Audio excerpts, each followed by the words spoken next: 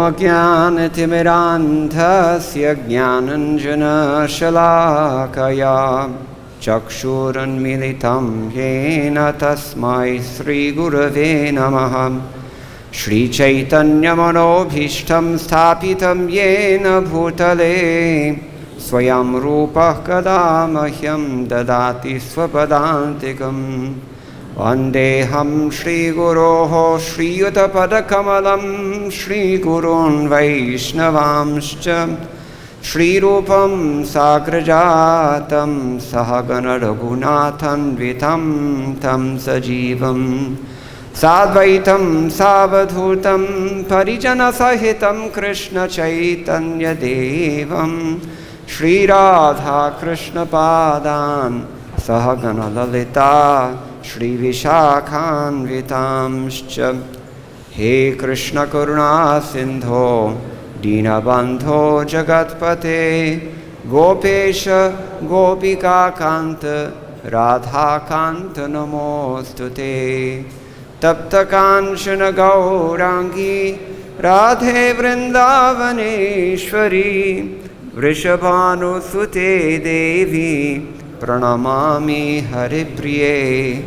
Vancha kalpatarubhyascha kripa sindhubhya eva cha patitanam pavanebhyo vaishnavebhyo namo namaha. Jaya Shri Krishna Chaitanya Prabhu Nityananda Shri Advaita Gadadhara Shri Vasadi Gaur Bhakta Vrinda.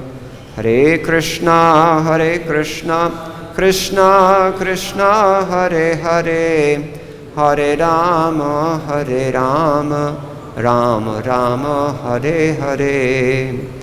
Namo Bhaktivinodaya Satchiranandanamine Gaura Shakti Swarupaya Rupanugarvarayate. Today is the most fortunate occasion, the appearance of Srila Bhaktivinoda Thakur, Kedarnath Datta Bhaktivinoda Thakur. Great empowered Acharya, one of the most prominent Acharyas in the Gaudiya Vaishnava Sampradaya, certainly within the last century or so, little over a century ago. Srila Bhaktivinoda Thakur was born in Christian era, 1838, in Ulagram, which was later renamed and still exists as Birnagar in West Bengal. And he remained in this world up until 1914, when he disappeared in Kolkata, his preaching place. Even during his lifetime, Srila Bhaktivinoda Thakur was recognized as the most prominent of Gaudiya Vaishnavas in the world at that time. His accomplishments were tremendous, and his character impeccable, his realizations very deep, his accomplishments many. Such a great Acharya we don't see very often. So great. We're all sitting here today, fortunately, by the divine grace of Srila Prabhupada. But there would be no Krishna Balaram Mandir without Srila Prabhupada's efforts, and there would perhaps, at least for us, there would be no Srila Prabhupada without the efforts of his spiritual master Bhaktisiddhanta Saraswati Thakur, who was working on the orders of his father to fulfill his mission. And therefore there would be no Srila Bhaktisiddhanta Saraswati Thakur if there were no Bhaktivinoda Thakur. So we're so much indebted to his divine grace today, and especially we should pray very ardently today for the mercy of Srila Bhaktivinoda Thakur. Bhaktivinoda, the pastime of bhakti. Bhaktivinoda Thakur. Namo Bhaktivinodaya Satchit Ananda Namine. His title was Satchit Ananda Bhaktivinoda. This title was given to him by his spiritual master, Diksha Guru, Vipin Vihari Goswami, and other Vaishnavas at the time, as we said. In late 19th century Bengal, he was the most prominent Gaudiya Vaishnava preacher. So Satchidananda Namini, Gaura Shakti Swarupaya. He's glorified as the personification, the essence of Gaura Shakti. Chaitanya Mahaprabhu's Shakti, Bhakti Shakti, Chaitanya Charitamrita calls it. No one can spread Krishna consciousness without being specifically empowered by the Lord. And there's no question that Srila Bhaktivinoda Thakur was specifically empowered by the Lord. On his appearance day today, therefore we can try to say at least a few words of glorification of Srila Bhaktivinoda Thakur. Rupanuga Varayate, he's also described as being the best of the Rupanugas, the very best of the followers of the Rupa Goswami. Not only followers in the literary sense, but followers in the sense of it, spreading the mission of the Goswamis. Chaitanya Mahaprabhu has given everyone this open order. Since the last 500 years, the order is there. Jare dekhe tare kaha, Krishna Upadesh. The Goswamis took that order very seriously.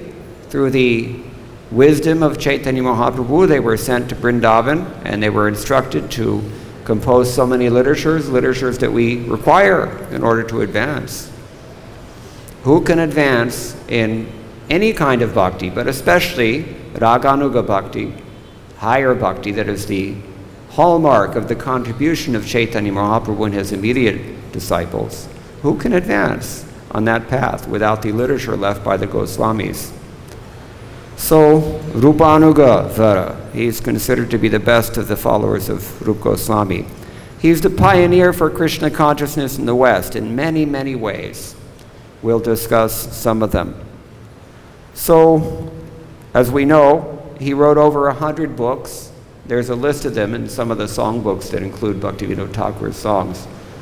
Well over 100. He wrote such heavy, deep, philosophical compositions as Tattva Sutra, Tattva Viveka, Harinama Chintamani also he wrote, Jaiva Dharma he wrote, so many, Chaitanya Shikshamrita, and what to speak of all the wonderful songs and stotras that he also compiled. Amazing, amazing life. Although he was very busy householder, what householder is not very busy? Anyone here have 13 children? Raise your hand if you have 13 children or more. Anybody have 10 children? How about 5 or 6 children? Maybe 1 or 2. 13 children. And in addition to that, he was a district magistrate. He was very highly placed. Ever since the mid-18th century, mid-19th century, government jobs have been very much coveted here in India. Still, everybody wants to be a government officer of some sort. So he somehow or other secured such a position. Actually, his life was not easy. In his youth, he was raised in Ulagram, and it was a difficult life because although he comes from a wealthy zamindar family, but they had been reduced to poverty by fate or by Krishna's arrangement. Sometimes we can't tell the difference between fate and Krishna's arrangement. Sometimes they're one and the same thing. That's a mystery. Anyway, Bhaktivinoda Thakur's family had virtually lost everything.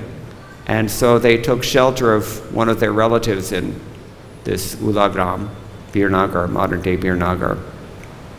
Eventually, even this I think he was an uncle or a grandfather, perhaps, I don't remember. Even this person was also reduced to poverty. And at the same time, many of Bhaktivinoda Thakur's relatives had died, and they had to go to Kolkata. Anyway, Bhaktivinoda Thakur was educated in English beginning in the towns around Navadvip, Ulagram, Birnagar, where he was born. And because his teachers saw that he was very bright, they suggested, why don't you send him for further education?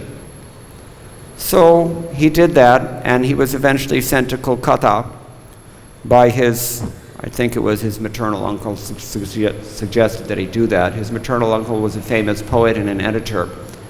And so he went to Kolkata. In Kolkata, he was exposed to many, many ideas. Just like today, if you go to Kolkata, you will be exposed to many different ideas. So, especially in those days, Western ideas, Western values, Western institutional paradigms, Western technology, all these things were brand new to India. And they were fascinating for a keen young mind, like that possessed by Srila Bhaktivinoda Thakur. So he excelled in English, and he was actually sent to college in Kolkata. He attended the, what was the name of that college? Anybody remember? Yeah, it escapes me just now. No, maybe it had a different name if it's the same one, but anyway, not important. But the important thing is that he came into the association of what is called the Bhadralok. Bhadralok were all newly rich, nouveau riche, we call them in French. The newly wealthy Indian, Kayasthas especially. People like Keshav Chandra Sen and Ram Mohan Rai and Ishwar Chandra Vidyasagar and so many others.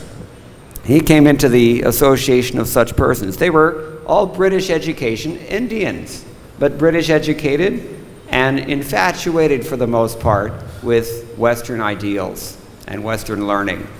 So Bhaktivinoda Thakur came into this association. He was socialized, turned cosmopolitan, you can say, in this association. And he especially was studying things like English literature, and also Western philosophy, and Christianity also. Now in those days there was a merge of Christianity and we call it nowadays New Age philosophy. In those days it was called, Brahmo Samaj and other kinds of tweaked forms of reform Hinduism, we can say, all by British educated persons. And they chiefly privileged Mayavad philosophy. They made it impersonal. And in fact, they looked down upon traditional Indian culture and traditional Indian faith, and in particular, Vaishnavism. It's not surprising why they looked down on Vaishnavism in particular, because even the Gaudiya Vaishnava Sampradaya in those days had been reduced to a mishmash and a hardly cohesive mess or khichdi of charlatans and pseudo-spiritual so-called Vaishnavas, Prakrita Sahajiyas for sure. Bhaktivinoda Thakur in his later writings elaborated at least 13 Apa-sampradayas that passed as Gaudiya Vaishnavas in those days, and they were looked down on by anyone who was educated, anyone who was of the higher classes. They were not very highly respected. But he, somehow or other, through the suffering in his life, through the poverty, and eventually at some point, everyone in his native village was killed. Do you know what that feels like? You can't go home because they're all dead. Have you experienced that? Probably not. But this is what happened. Virtually everyone except for his widowed mother. And so everything fell upon Bhaktivinoda Thakur. And he had to take his mother to Kolkata, and he was a struggling student himself. Eventually he got married somehow or other, but it was not easy financially. So eventually he found some work, and as we described already, through a relative, ultimately he was posted in government service, and he rose very quickly through those ranks because he was so expert. He was very highly organized, he was very disciplined, he was moral, all qualities that endeared him to virtually everyone who knew him, and including the British rulers in those days. So he was preaching in those days to the Bhadralok, in whose ranks he was previously himself. Eventually he, after turning to religion and not being satisfied by the religion practiced by the Bhadraloka, concocted religions, Hindu sort of hybrids that they practiced. He was not entirely satisfied. He liked Christianity because Christianity is explicitly devotional and monotheistic and believes in sacrifice and compassion. These are the good qualities of Christianity that impressed Bhaktivinoda Thakur. But ultimately, after researching so many things, through his government service, he learned many languages. He learned Urdu. He traveled widely through Orissa, Bihar, Bengal, and he learned Persian language. He studied Sanskrit very carefully, and he eventually came across Srimad Bhagavatam, which he had been seeking for a long time. He found Chaitanya Charitamrita and Goswami literatures, and he studied these things in great detail, and he eventually became convinced of the great worth of Gaudiya Vaishnavism. And he began to preach to his associates about this. He eventually started a periodical called Satjana Toshini in Kolkata. Periodicals were one of the things that were not part of Indian culture. This is another one of those Western ideas and institutions that the Indians were fascinated by. In fact, the printing press itself was a Western contribution to this subcontinent. So he saw the utility of these things, and he started printing Satjana Toshini, particularly for the purpose of preaching to the Bhadraloka, Western-educated pure persons who were confused about spiritual life. He saw that they were confused about spiritual life. He himself was dissatisfied by their ideas. And that was very successful. Still, you can find so many old articles of Bhaktivinoda Thakur written in Satjana Toshini. That was for the city people, urban people. Nowadays, urban people dominate the world because villages are also being urbanized at a rapid rate through the internet. In fact, the internet's main purpose is to effect that very same thing. Why? Because the precursor to global domination is cultural homogenization.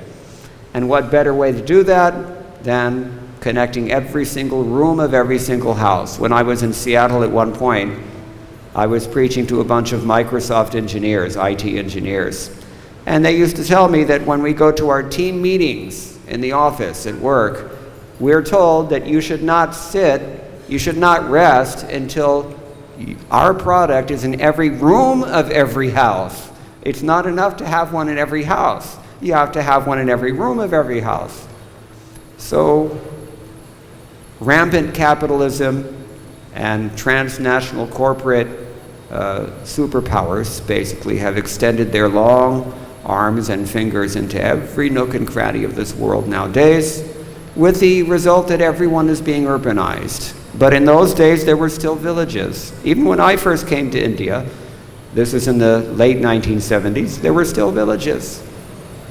And people still kept alive the culture that was practiced when Bhaktivinoda Thakur was there. And for the village people, he had a special mode of preaching. For them, he devised this Namaharta system, in which we still have this to some degree. We call it cell preaching nowadays, but it's the same thing. And it can be transplanted into the urban environment as well, but it was very successful in the villages, such that by the 20th century, Bhaktivinoda Thakur had over 500 different branches of Namaharta functioning in East India. And a very prominent part of that preaching effort was the many, many, many beautiful songs that Bhaktivinoda Thakur wrote. Very powerful language, simple language, but very essential message, very nicely stated, such that anyone would understand immediately what is not only the philosophical conclusion, but the devotional ideal, and receive inspiration from that hearing and chanting. He was specifically empowered for that purpose. So many nice books he's written. We'll read a few of his songs later on. Now, it wasn't all easy going, even though by this time, Bhaktivinoda Thakur had become, once he was working in the government, he he accumulated money, he accumulated respect, he had a lot of influence, and he was carrying out his preaching. He had some time also to write, believe it or not. Aside from the magistrate duties and 13 kids, he also found time to write. When did he find that time to write? Anybody know? When did Srila Prabhupada find the time to write? In the middle of the night. He used to do also. Bhaktivinoda Thakur. This is the example. Those who were so thirsty for the mercy of Chaitanya Mahaprabhu, those who were so eager to establish his mission in this world, they make it a priority somehow or other. Eating goes out the window. Sleeping goes out the window. That desire that's called lalasa, or what does Rupa Goswami call it? Greed, lolium. So he was doing like this. Many, many wonderful compositions he was writing, but it wasn't so easy because he was opposed. Who opposed? Who could possibly oppose? He was popular everywhere. Who would oppose him? What were the deeply entrenched interests, particularly in West Bengal, that he was preaching against? Two classes. One is the Prakrita Sahajyas, which we've already mentioned, Apasampradayas. And among them, at least allied to them, were the Jati Goswais, who preached a philosophy that you have to be born into this. A caste Goswami, caste Brahmin sort of ideology, mixed with Gaudiya Vaishnavism. Bhaktivinoda Thakur recognized these as spurious and transparently motivated ideas that would ultimately militate against the development of pure bhakti within the heart. And so he struggled to oppose those. He wrote essays in his Sajjanatoshni and other places on topics such as sadhana and initiation and scriptural basis for Krishna consciousness, which was very much lacking. This is something we have to take note of because it's always a tendency to dismiss the scriptures. Srila Prabhupada said, books are the basis. And it's very easy to ignore that. Even in Srila Prabhupada's time, he used to complain about this, that you people think that these books are only for selling. That's why you don't read them. But because we don't read them, we can easily head into the same direction the Sampradaya went in the 19th century and earlier, and create the kind of mess that Krishna will be obligated to send another Bhaktivinoda to clean up after us. So it is our sacred obligation, and if we have some taste, it is our pleasure to dive deeply within the Bhakti-Rasamrita Sindhu. Bhakti-Rasamrita Sindhu in a literal sense as well as in a figurative sense. It is an ocean of scriptural learning, and it is the definitive, complete science of bhakti-yoga, Srila Prabhupada says. The Bhakti-Rasamrita Sindhu and so many other books as well. Srila Prabhupada has given us everything. Bhaktivinoda Thakur's songs he also sang. We'll sing some of those. Not sing, but we'll at least discuss them. So he opposed the Sahajyas and other deviant groups. Later in his life, he relocated Mayapur, which had been lost, practically speaking. One night he had a vision. He looked out over the Jalangi River and he saw a beautiful golden city full of light in the nighttime, a dark, cloudy night. This is what he saw. He called his son to come and see. His son also saw it. He called his servant to come and see. The servant couldn't see it. But he was inspired by this. And upon doing some research, well, what was it that I saw? What is that place? He found that actually the birthplace of Chaitanya Mahaprabhu could not be where the Goswamis and the Sahajis were claiming. It could only be in Antardvip, Mayapur, where it is now. So this is another one of his major accomplishments. We said he was a pioneer for preaching in the West. Why? Because he sent his books overseas. Even he himself did not go overseas. He sent them to people like Reinhold Rost, who was the chief librarian of the India Office Library, chief depository of Sanskrit manuscripts in the UK. Still it's there. A great German scholar, very famous. And also Ralph Waldo Emerson in the United States, famous philosopher of the Transcendentalist School, American. Other places also he sent his books. But it really wasn't until the birth of his, was it seventh son, I think, Srila Bhaktisiddhanta Saraswati Thakur, who was named Bimala Prasad. Why Bimala Prasad? Because, well, Bimala is a goddess in the Jagannath temple. Whenever we offer something to Jagannath in Puri, that Mahaprasadam, before it's distributed to anyone else, it has to go to Bimala Devi first. That is the arrangement. Just like if you go to Nandagaon, all the offerings that are offered there to Krishna Balaram, they first go to whom? Nandishwara Hill? Who is Nandishwara? Nandi Ishwara. Lord Shiva? A long story, we don't have time to tell that. But, so Bimala Devi, his son was named after Bimala Devi because he was praying. He was praying that some great personality would come to assist him. He felt a need for assistance. He was getting on in years by this time, and he felt a need for some assistance. And he was praying that Krishna should send a ray of Vishnu to come and assist him. And when his son was born, such a special son he was.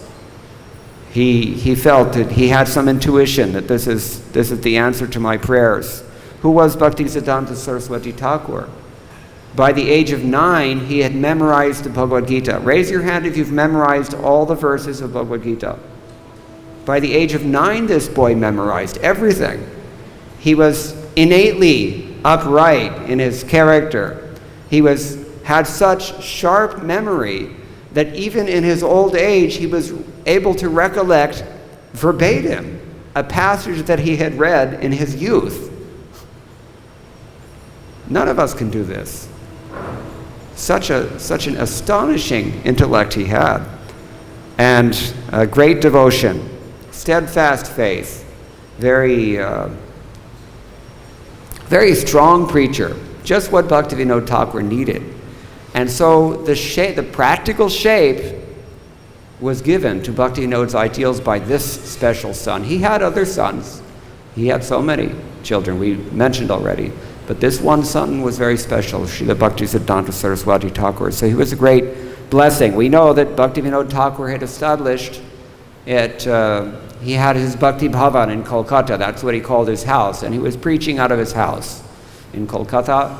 He established the Vishwa Vaishnava Raja Sabha there as well. In those days, they used to have these Dharma Sabhas, which were meant for preaching Sanatana Dharma. Later on, the same paradigm was followed by his son, who established all over India, and even outside of India, Gaudiya Math. And this Gaudiya Math tradition has been inherited by ISKCON. Same thing. ISKCON is very largely designed on the basis of Gaudiya Math, but Bhaktisiddhanta Saraswati Thakur is only following his father's lead. So in this way, we can see that we're also directly indebted to Bhaktivinoda Thakur for his preaching and for everything that he had done. So,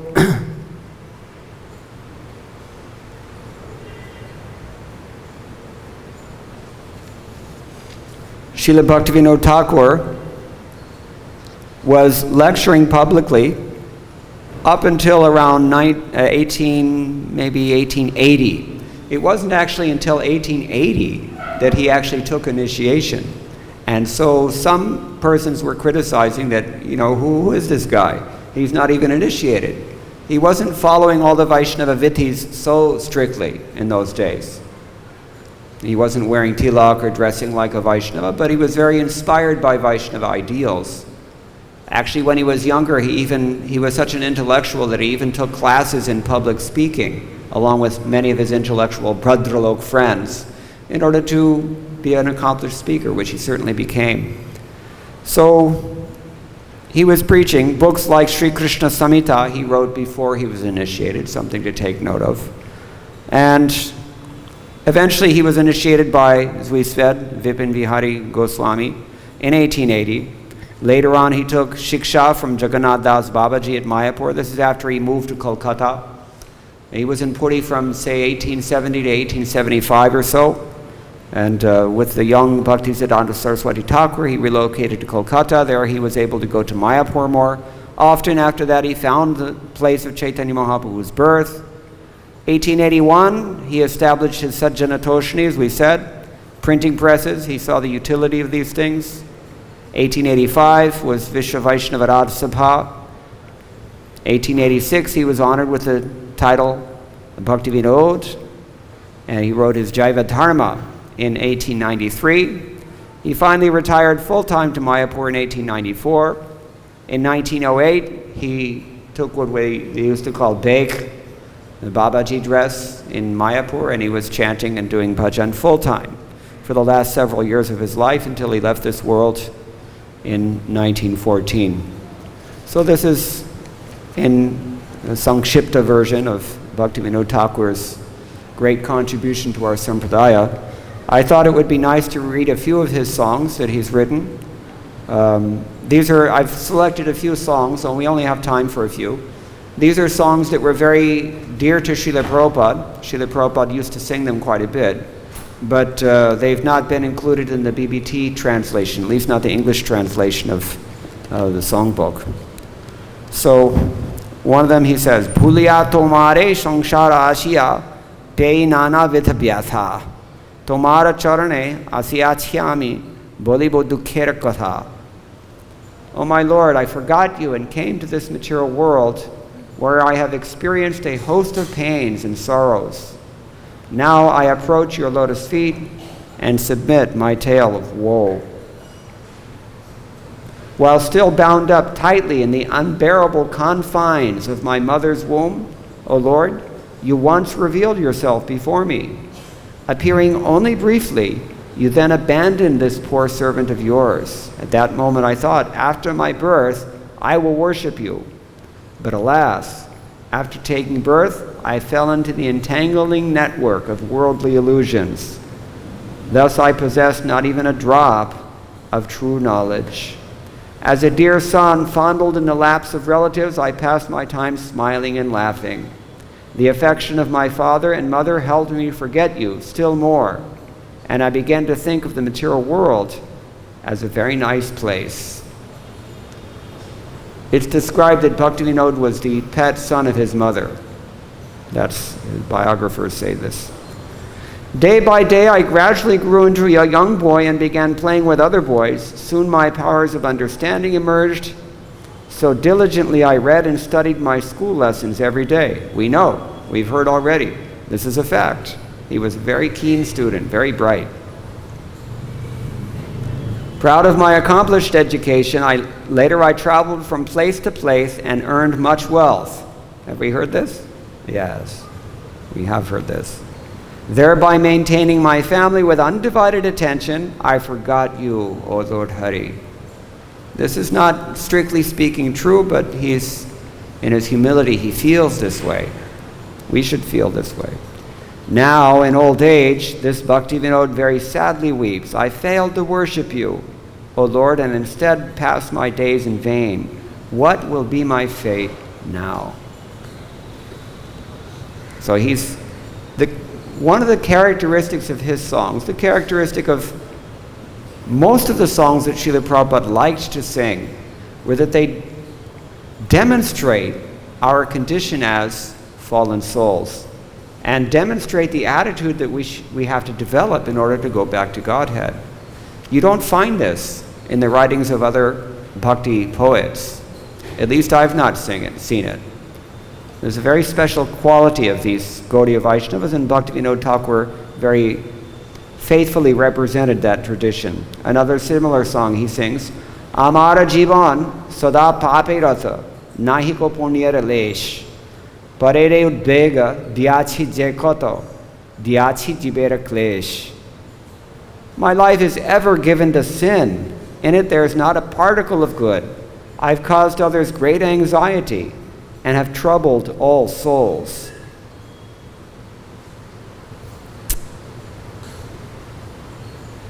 There's a footnote here that this particular song is paraphrasing a verse from Stotra Ratnam. Anybody know what is Stotra Ratnam? Written by Yamunacharya, Sri Vaishnava, one of the great Sri Vaishnava acharyas. Sanskrit prayers, very famous. Actually, I've seen in other places also. Bhaktivinoda Thakur seems to be very fond of that book because he paraphrases it in his songs in various places. I think he published one as well, one of the many, many things that he published. Not only his own compositions, but he also published so many translations of others' works. Even non-Gaudiya Vaishnava works he also published, just because he appreciated their value. So he continues, "For the sake of my own enjoyment, I have never hesitated to perform sinful things. Devoid of all compassion, I'm concerned only with my selfish interests. Perpetually speaking lies, I become dejected upon seeing others happy, whereas the misery of others is a source of great delight for me. There are limitless material desires within the core of my heart. I'm wrathful, fond of exhibiting arrogance, intoxicated by vanity, and bewildered by worldly affairs. I wear the cherished ornaments of envy and egotism. Ruined by laziness and sleep, I resist all pious deeds, yet I'm very enthusiastic to perform wicked acts. For the sake of worldly fame and reputation, I engage in the practice of deceitfulness. I'm victimized by my own greed and am always lustful. A vile, wicked man such as this, rejected by godly people, is a constant offender. Devoid of all good works, forever inclined toward evil, he is worn out and wasted by various miseries. Now, in old age, deprived of all means of relief, thus humbled and poor, Bhaktivinoda submits his tale of grief at the lotus feet of the Supreme Lord."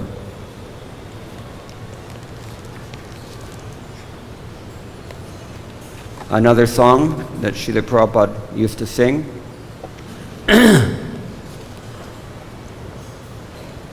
Anadi karma phale pori bhavarna jale tori bari na dekhi upay e vishaya halahale divanishi hat jwale mana kobhu sukha nahi pai. As a result of my selfish activities, which are without beginning, I have fallen into the ocean of material existence and see no means of deliverance from this great ocean of nescience. Day and night, my heart burns from the vicious poison of these worldly activities, and due to this, my mind never finds any real happiness. Bound by hundreds and hundreds of desires, like nooses around my neck, they constantly trouble me. In this ocean of nescience, play the waves of ever-increasing materialistic tendency. There are so many thieves and rogues, of whom 6 are prominent: lust, anger, envy, greed, illusion, and madness. They are causing me great fear, and in this way my life is coming to an end. The 2 highway robbers, named intellectual knowledge and fruitive activity, have cheated and misled me. And finally, they have thrown me into the ocean of misery. At such a time as this, dear Krishna, you are my only friend. Anyone have any other friends other than Krishna at the time of death? Any friend other than Krishna? Anybody can really help you at that time? No. He's sober. This is reality. You are an ocean of mercy. Please be kind, and by your strength uplift me from this condition of suffering. Grasping hold of this fallen servant and fixing him as a particle of dust on your lotus feet, kindly give shelter to Bhaktivinoda.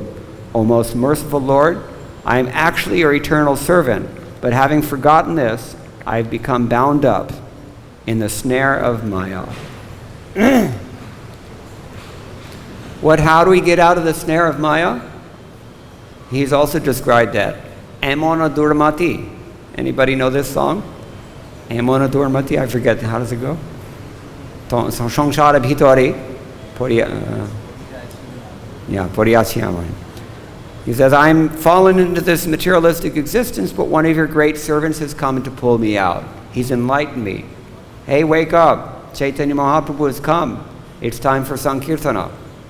This is what the devotees are doing. Therefore, another song that Srila Prabhupada preferred was Narad Muni Bajai Bina Radhika Ramana Name Nama Amani Udita Hai Bhakti-Gita Sai. That means when the great soul Narad Muni plays his stringed veena, the holy name of Radhika Raman descends and immediately appears in the midst of the kirtan of the Lord's devotees. Like a monsoon cloud, the holy name showers pure nectar into their ears. All the devotees, due to great ecstasy, enthusiastically dance to their heart's content. All the inhabitants of the universe become maddened upon entering these intoxicating showers of divine sweetness. Some people cry, some dance, and others become fully intoxicated within their minds. The five-faced Lord Shiva embraces Narad Muni and repeatedly makes loud screams of ecstatic joy, while Lord Brahma dances very ecstatically and exclaims, all of you chant, Hari Bol, Hari Bol. In supreme happiness, the thousand-faced Anantashesh sings and calls out, Hari, Hari. By the influence of the transcendental vibration of that name, the whole universe becomes ecstatically maddened as everyone tastes and relishes the mellows of the holy name. The holy name of Sri Krishna has fulfilled all my desires by thus manifesting on everyone's tongue. Bhaktivinoda, the humble servant of the Lord, therefore prays at the feet of Srila Rupa Goswami that the chanting of Harinama may always continue in this way. Do we have time for more? Yeah, okay.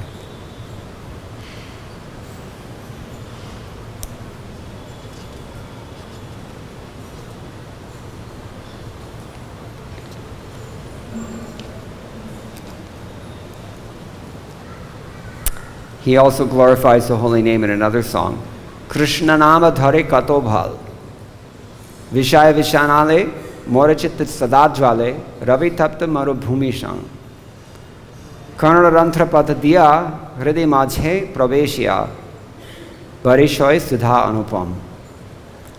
He asks, what power does that name of Krishna possess? My heart constantly burns in the fire of worldly desires, just like a desert scorched by the rays of the sun. The holy name, entering the core of my heart through the holes of my ears, showers unparalleled nectar upon my soul. The holy name speaks from within my heart, moves onto the tip of my tongue, and constantly dances on it in the form of transcendental sound. Everybody heard this? The holy name speaks from within my heart, moves onto the tip of my tongue, and constantly dances on it in the form of transcendental sound. That means that when you're dying, you may not be able to speak, but you can still chant because the holy name extends from within the heart. We're chanting within the heart. The external thing is on the tongue. My throat becomes choked up, my body shivers again and again, and my feet cannot remain still. Rivers of tears flow from my eyes. Perspiration completely soaks my body. We're also soaked with perspiration, but for a different reason. All my skin thrills with rapture, and my hair stand on end. My complexion turns pale and discolored. My mind grows faint, and I begin to experience devastation. My entire body is shattered in a flood of ecstatic emotions.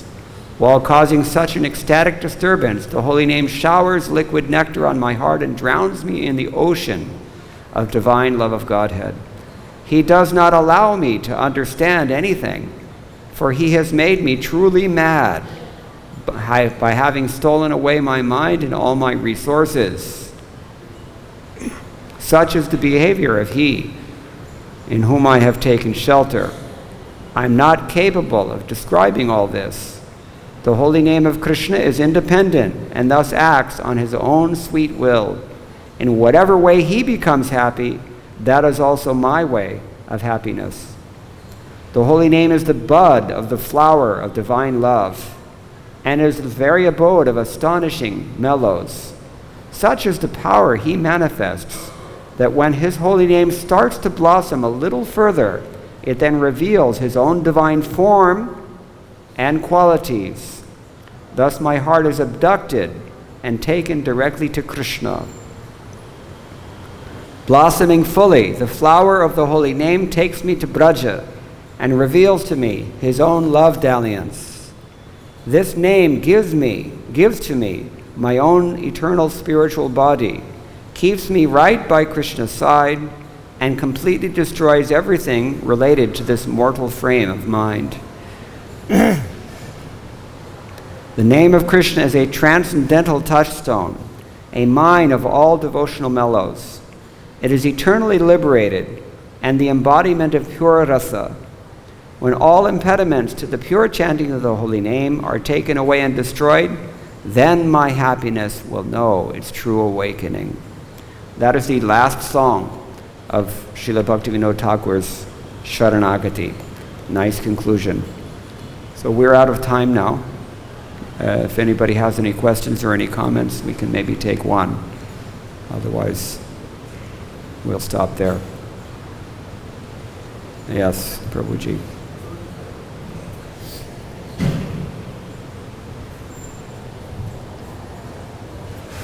Hare Krishna, thank you for this so much about Bhaktivinoda Thakur. Will you please also do this summary you will say about the Rasamula of Bhaktivinoda Thakur? Dashamula. That is the subject of an entire class.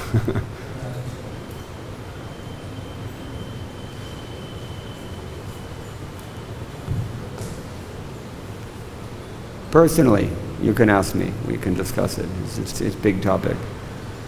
Okay? All right. So thank you very much. All glories to Srila Prabhupada.